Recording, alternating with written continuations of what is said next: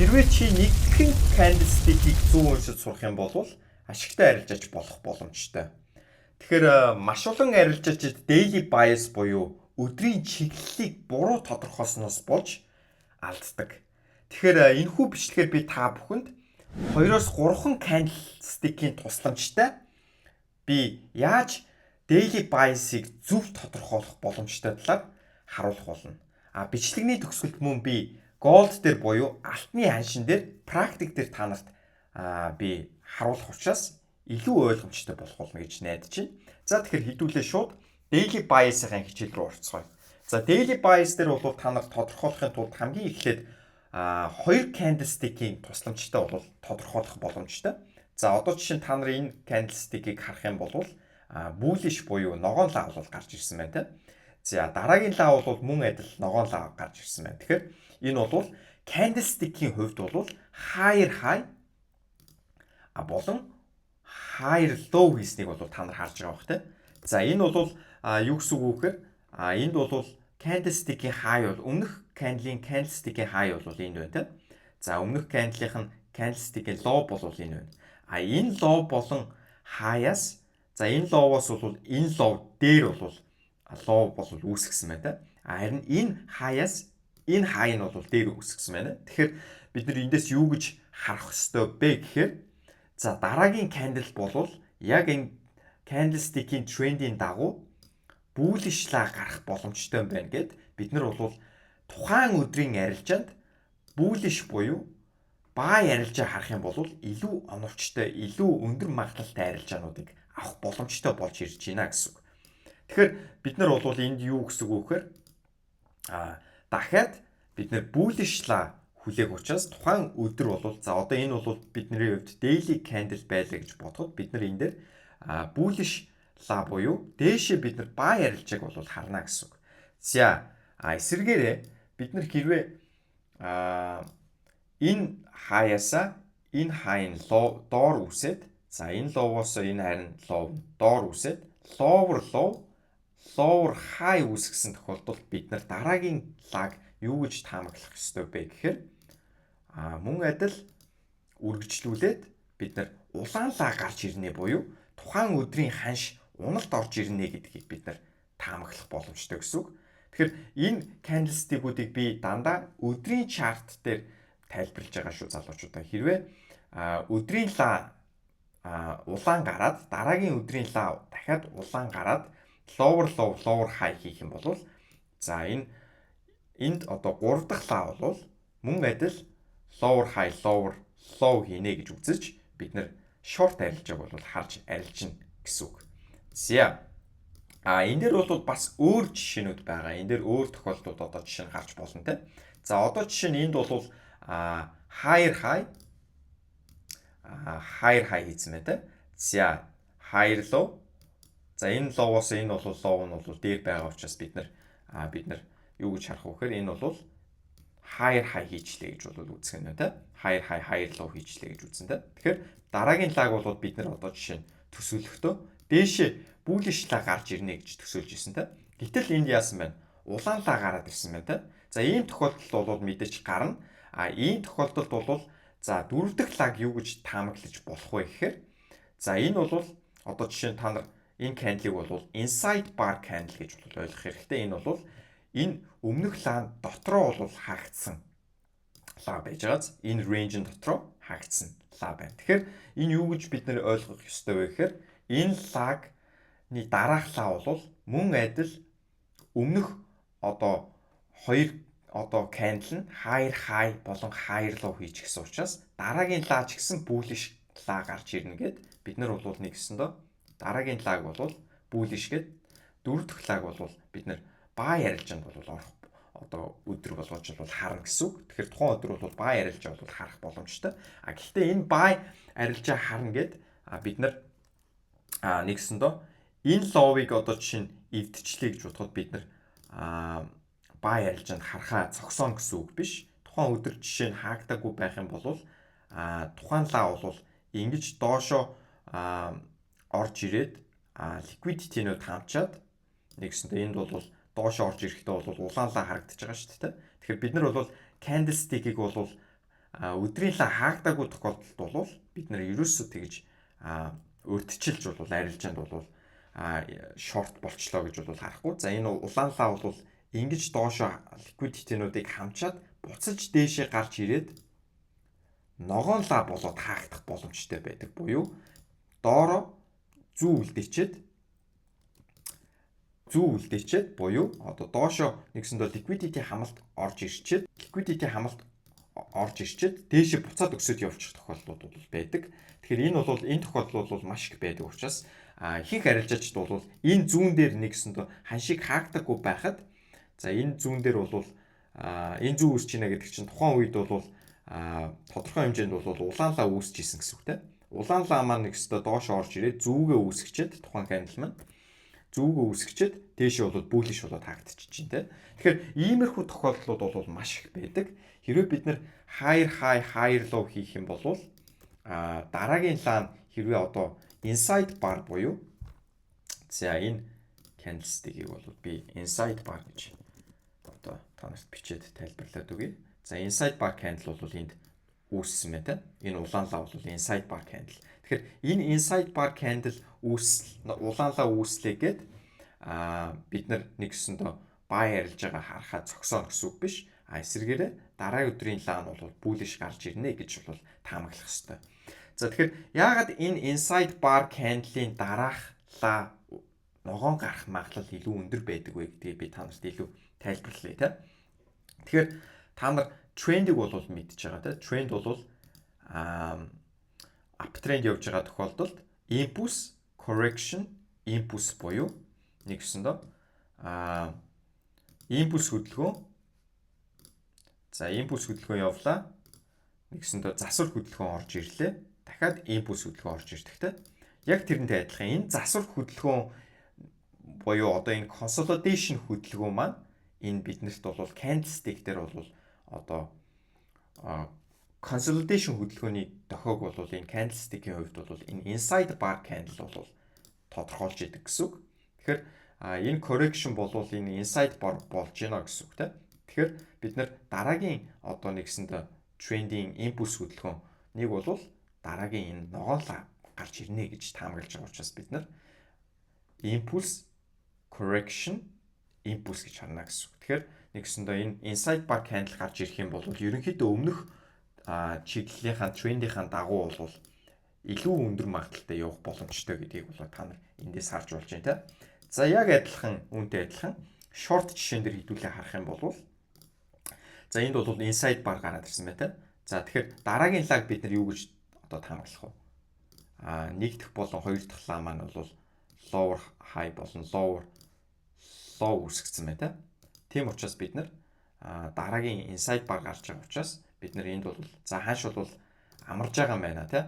За тодорхой хэмжээнд liquidity цуглуулах гад амарж байгаа юм байна гэдэг тохиог аваад за энэ амралт дуусах юм бол хааш үргэлжлүүлээд тренд маань бол доош учраас бид нар улаан лаа бол хүлээнэ гэсэн үг. За тэгэхээр ийм одоо үндсэн ерөнхийдөө голлох одоо хідэн жишээнүүдийг бол би та нарт тайлбарлалаа. Тэгэхээр би хэдүүлээ бодит жишээн дээр илүү тайлбарлая та.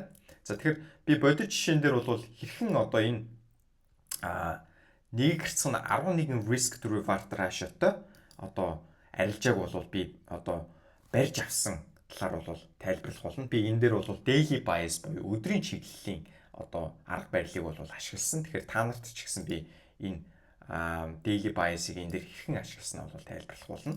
За тэрнээс өмнө хэдүүлээ ерөнхийдөө daily bias-ийн саяны candlestick-уудаа ашиглаад хэрхэн одоо трендийг тодорхойлох боломжтой байснаа бол харцгаая та. За тэгэхээр хэдүүлээ энэ дээр харах юм бол за одоо жишээ нь хэдүүлээ эндээс яриа явчих та. За тэгэхээр энд бол яасан байна? Candlestick энэ candlestick энэ дээр бол higher high хийсэн байна та. Higher high хийсэн байна. Тэгэхээр энэ 3 дахь candle-ыг одоо бид нар одоо байхгүй байсан гэж төсөөлөхөд бид нар бол bullish гарна гэж үзээд энэ өдөр бол зөвхөн одоо buy арилжааг харууллаа илүү өндөр магадлалтай байна шүү дээ. За дараа нь яасан бэ? Дахиад энд higher high хийсэн.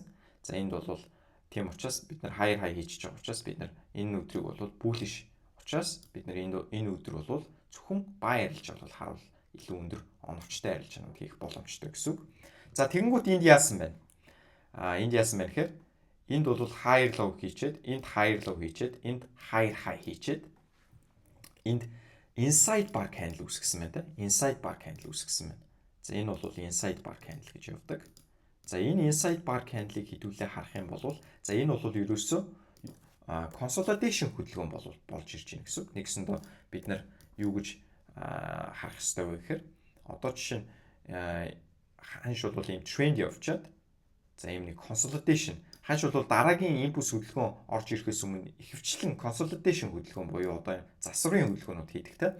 Энэ засварын хөдөлгөөн нэг өдөр дуусна те. Гэхдээ энэ засварын хөдөлгөөн ихэвчлэн өмнөх чиглэлийнхаа дагуу бол одоо задраад дээшээ явдаг. Тийм учраас бид нар энэ одоо inside bar буюу IB candle үүссний дараагаар бид нар дээшээ задрна гэж үзээд бид нар бол buy арилж бол харуул зүгээр байдаг те. Тэгэхээр тэгээд харахад бол хэдүүлээ харах юм бол энд яасан бэ?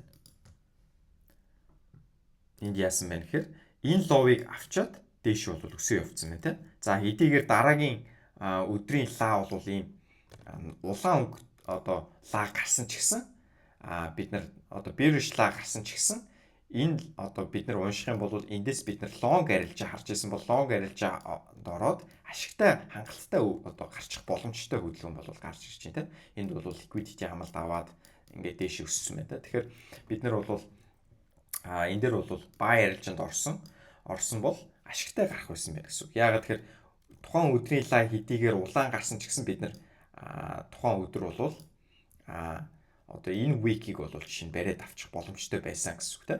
За тэгэхээр энд бол ингээд liquidity хамалт ороод ингээд таагдахад бол одоо жишээ нь та нар харах юм бол энэ inside bar candle-ийн дотор дахиад inside bar candle гараад ирсэн байгаа. За энэ inside bar candle-ийн дотор inside bar candle гарч ирлээ гэд энэ хаяас энэ lower low үүсчлээ. Энэ low-го эвдээд энэ low үүсчлээ гэж бол харж болохгүй. Ягаад тэгэхээр inside bar candle дээр бол бид нар бол трендийг тодорхойлох боломжгүй. Энд ягаад тэгэхээр өмнөх энэ тренд маань бол дээшээ байгаа учраас бид нар inside одоо энэ low маань эвдэгдтэл одоо бид нар тэ их биеэр ч юм уу тэ эвдэгдтэл бол бид нар энэ дээр бол ерөөсөө short арилжаанд бол харж болохгүй. Ягаад тэгэхээр энэ бол үргэлжилсэн трендийн ерөнхийдөө consolidation маань одоо үргэлжлээд байна гэж бол харах хэрэгтэй гэсэн үг. За энэ consolidation маань үргэлжлээд яваад дахиад энд higher high хийсэн байна те. Higher high хийсэн байна. Хэдийгээр энд нэгсэндээ улаалаа гарсан ч гэсэн бид нар энийг higher high хийсэн байна гэж үзнэ. За энд бол higher low хийсэн байна гэж үзнэ те. Тэгэхээр энд бол биднэрт higher high higher low үссэн байна. Тэгэхээр бид нар дараагийн лаг бол улаан одоо ногоон лаг гарна гэж үзнэ. Буюу дээш бол харна те. За одоо ногоон лаг гарсан байна. За энэ тэрний дараагаар дахиад ногоон лаг бол гарсан байна те. За энд яасан бэ? Дахиад бид нарт higher low. За дараагийн лаг higher low. За дараагийн лаг higher low гэд ерөөсө трендийн дагуу одоо candlestick маань бол гарч байгааг та нар харж байгаа бох те. Лаанууд маань бол гарч байна. Тэгэхээр одоо энд яасан бэ? Candlestick маань унлаа. Одоо жинхэнэ lower low үүсэж байна те. Lower low болон lower high үүсэж байна те. Тэгэхээр бид нар lower low үүссэн учраас дараагийн candlestick-ийг бид нар улаан гарна гэж үзсэн те. За энд бол дахиад ханш бол засвар хөдөлгөөн орж ирээд яасан бэ? Засвар хөдөлгөөн орж ирэхэд бид нар яах вэ? Дараагийн одоо дөрөв дэх лаг бид нар юу гэж хардаг гэж хэллээ. Яг адилхан трендийнхаа дагуу өмнөх одоо нэгсэндээ lower high, lower low, lower high, lower low үүснэ гэж хэлсэн те. Яг адилхан энэ одоо inside bar candle гарч ирсэн ч гэсэн дараагийн candle маань бол улаан лаг гараад ирж байгааг харж байгаа бох те. За энд бол дахиад higher high хийсэн. За энэ higher high хийгээд trend маань бол эргэж ийн гэдэг тохиог өгч байна те. За тэгэнгүүт бид нар нэгсэндээ энэ higher high хийц учраас дараагийн өдрийн лаг бол bullish candle гарна гэж төсөөлж одоо buy арилжаанд орно. За тэгээд энэ яасан бэ? Гой bullish арилж bullish бол өдөр гарсан байна та. Тэгэхээр бид нар энд бол buy арилжаанд ороход бол маш өндөр ашигтай арилжаануудыг бол эндээс хийх боломжтой байсан гэсэн үг. За тэгэхээр daily bias-ыг бол ерөнхийдөө бол бид нэр ингэж одоо харж болно гэсэн үг. За одоо жишээ нь тренд маань бол энд higher high higher low higher high higher low тэ higher high гэх мэтчлэн трендийн дагуу явдаг гэдгийг бол харлаа. Candlestick ч гэсэн өөрөө трендтэй байдаг гэдгийг бол бид нар харлаа тэ.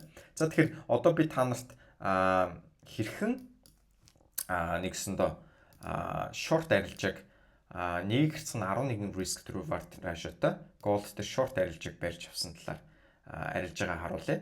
За тэгэхээр та нар эндээс харах юм бол одоо жишээ нь энэ өдрийг бол би таамаглаж чадсан байхгүй юу? Энэ бол ямар өдөр байсан бэ гэхээр за энэ өдөр байна. За тэгэхээр ханш бол та нар санаж байгаа бол яг өмнө өмнөх оруулсан бичлэг дээр бол би голдыг бол унана гэж хэлсэндээ яагаад унах болсон шалтгаанаа бол бас тайлбарлсан. За тэр бичлэгийг үзег бол үзээрэй, liquidity амлалтын бичлэг байгаа. За тэгэхээр бид нар энэ дээр юу гэж харах хэрэгтэй вэ гэхээр ханш бол энэ дээр яасан бэ? Higher high хийчихэд энэ дээр одоо higher low эвдээд нэгсэндөө lower low хийгээд энэ дээр lower high үүсгэсэн. За тэгэхээр бид нар эндээс юу гэж харах вэ гэхээр дараагийн candle-ыг бол bearish харагдана гэж бол харна гэсэн үг тийм. Тэгэхээр bearish харагдана гэж үзэж байгаа учраас би тухайн өдөр бол зөвхөн short арилжааг ерөөхдөө хараад явна гэсэн үг. За тэгээд short арилжааг бол хараад явахад бол за та нар эндээс харах юм бол ханш бол bearish харагдсан байгаа. Энэ одоо candlestick-ийг би зөвхөн одоо нэгсэнд уншиж чадсан гэсэн үг. Тэгэхээр энэ candlestick-ийг би уншиж чадсан. Яаж уншиж чадсан гэдгийг бол би тайлбарлаад өгье. Энд бол high байна та. Энд бол lower high үүсгэсэн. Энэ low бол энэ low-оос дээр яваад тэгэхээр нэгсэндээ доор ууц. Тэгэхээр нэгсэндээ lower low үүсгэсэн байна гэсэн үг тийм. Тэгэхээр бид нар дараагийн candle-ыг bearish харагдан буюу short арилжаа харж ирсэн учраас би бол зөвхөн short арилжаа харж ирсэн. За тэгэнгүүт одоо энэ тэр 4 цаг дээр ч гэсэн ялгаагүй lower low low high бол үүсгээд ирсэн. За тийм учраас бид нар одоо short арилжааг бол харна тийм. Тэгэхээр short арилжааны хувьд бид нар сонирхлын цэгийг хараад үзэх юм бол энд нэг юм имбаланс байгаа. За энэ имбалансыг бид нар нэгсэндөө имбалансыг авах үед бид нар одоо short арилжаанд бол орж болно гэсэн үг. За энд бол энэ имбалансыг аваад нэгсэндээ имбалансыг аваад энд бол би short арилжаанд орсон. За энэ short арилжаанд ороод за take profit-ийг бол за энэ хавцаа бол авсан. 11 risk to reward ratio-тай арилжаа бол байсан. Тэгэхээр энэ хавцаа бол авсан гэсэн үг. За тэгэхээр энэ арилжааг бол яаж авсан гэдгийг талаар бол та нарт би daily bias-ийн хувьд бол харууллаа тийм. За нэгдүгээр гэх юм бол daily bias-ийн хувьд бол бид нар тухайн өдрийн candle-ийг бол short арилжаа буюу нэгсэндээ улаан candle гарна гэж бол төсөөлж ирсэн. За улаан candle бол гарсан. За 4 цаг руу хэдүүлээ шилжүүлээд харах юм бол 4 цагийн сонирхлын цэг бол энд bearish одоо imbalance бол биднэрт үүсгэсэн тийм. Bearish imbalance-ыг бол ханш хамаад нэгсэндээ уналт хөдөлгөөн бол үргэлжлээд явсан. За энэ уналт хөдөлгөөн бол бүр үргэлжлээд бол энэ ловр бол явсан. За энд бол тренд бол эргэжсэн гэдгийг бол би аль хэдийн нэгсэндээ өмнөх бичлэгээр бол харуулсан. Яг тэр төлөвлөгөөний дагуу бол би арилжаанд орсон. Хэрвээ өдөр болгоны энэ daily bias дүн шинжилгээг бол авахыг хүсэх юм бол би Elite Circle community-д бол нэгдээрээ. Тэгэхээр Elite Circle community-д бол би өдөр болгон ямар biasтай байгааг бол өдөр болгон дүн шинжилгээ бол явуулна. Мөн 7 хоногт бол 3-5 удаагийн live хичээл болон live trade-ууд бол ороод явна. Тэгэхээр хэрвээ та бүхэн нэгтгэх хүсэх юм бол би доор линкийг үлдээгээд өгье. За тэгээд дараагийн бичлэгээр уулзлаа. Түр баяртай залуучуудаа.